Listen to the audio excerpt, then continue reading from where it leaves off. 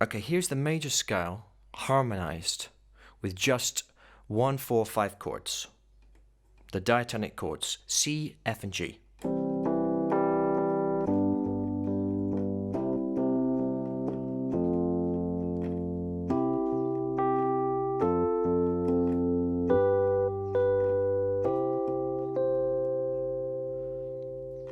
It's pleasing and it's logical.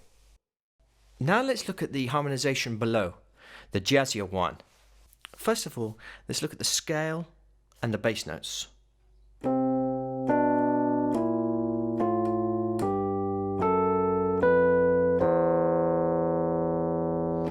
Contrary motion. Notice that we're introducing a B flat and an F sharp to the mix of the C major. If we look at the cycle of fifths, we can see that these two notes are like brothers, sisters of the C major tonic key. So they're very close relatives. When we are harmonizing anything, it is always good to see where the harmony is going. Where's it going to rest? The C in this harmonization is like the home chord. The resting place is like the target. So let's highlight that so we can see those places. Arguably, the strongest movement in music is that of the 5-to-1 chord. 5-to-1. So G to C. That's called a perfect cadence.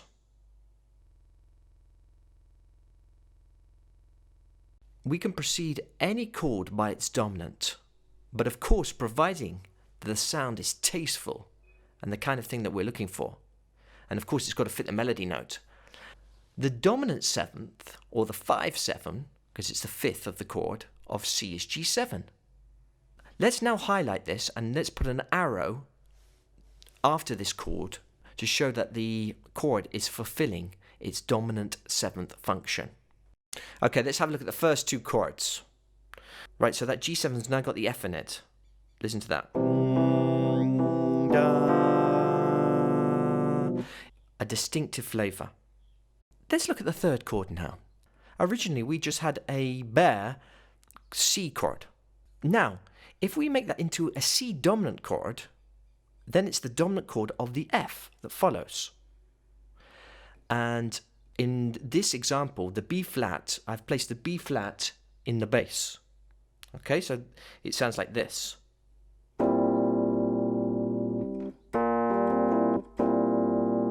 Okay, the first 4 bars. Da, da, da. Now that's a very strong movement now. And the C dominant seventh with the B flat going down to the F. Let's hear that once more. La, la, la, la. Okay, let's move on to the bar 2. Well, the last chord is the target chord. The penultimate, we've got G over F, so that is the same kind of thing that we just had with the C. We've got a G chord with the F in the bass. It's like a G7. Okay, we've got a G7. Those are the last two chords. Now, a logical chord before the G7 would be the dominant of G, which would be D7. This is called a secondary dominant. The last 3 chords sound like this.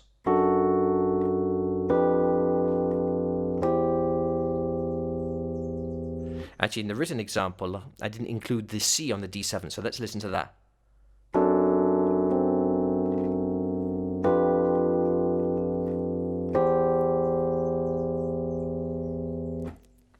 One last thing I would like to add, a very nice thing, is that we can slip in another chord after the F. We can slip in an F minor. There it is. With now we're adding A flat into the mix. This is an incredibly important chord, very much used. It's the 4 minor chord in a major key.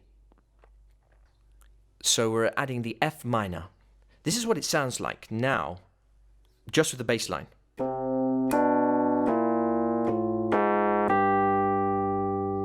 And this is what it sounds like with that extra chord, the F minor.